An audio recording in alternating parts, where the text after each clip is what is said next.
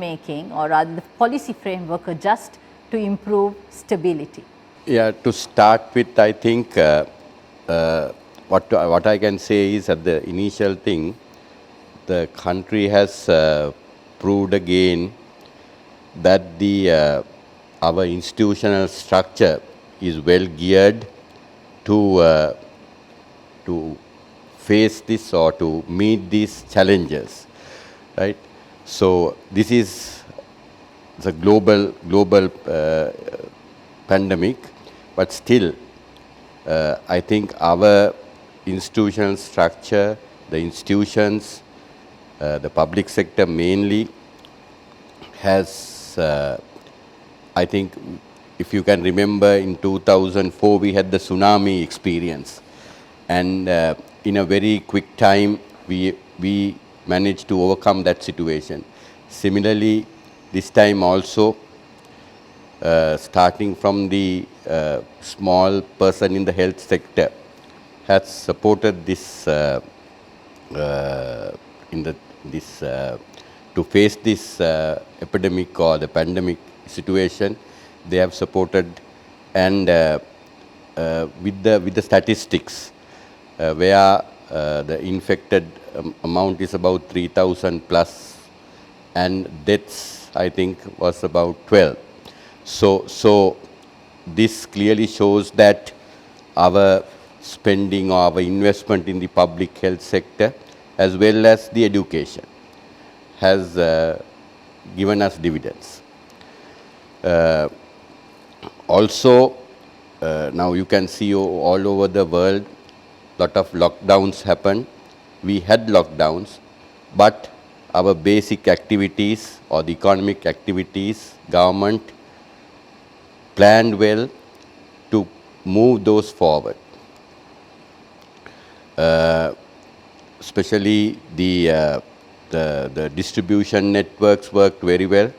New distribution networks started, and also from the government service as per se and the private sector, it was home-based activities happened, and the numbers, the macro numbers that we see now, that is after 3-4 months after this epidemic came, the numbers are very encouraging.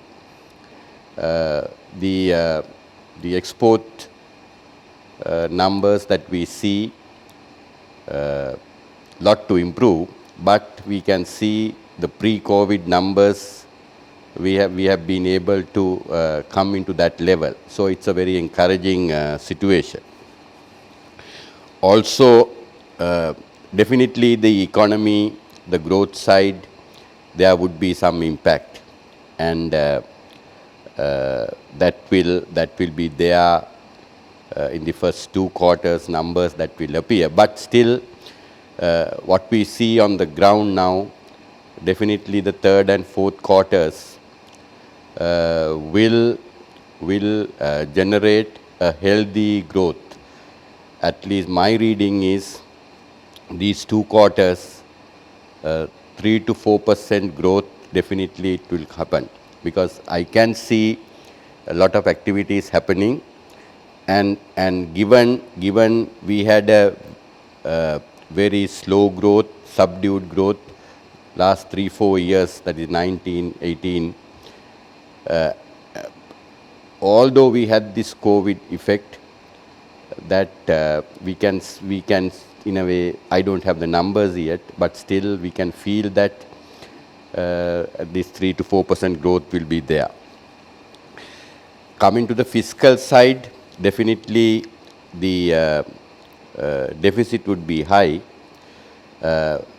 One thing is, when this new government came in 2019 latter part, that is in December, the government announced a series of tax changes, where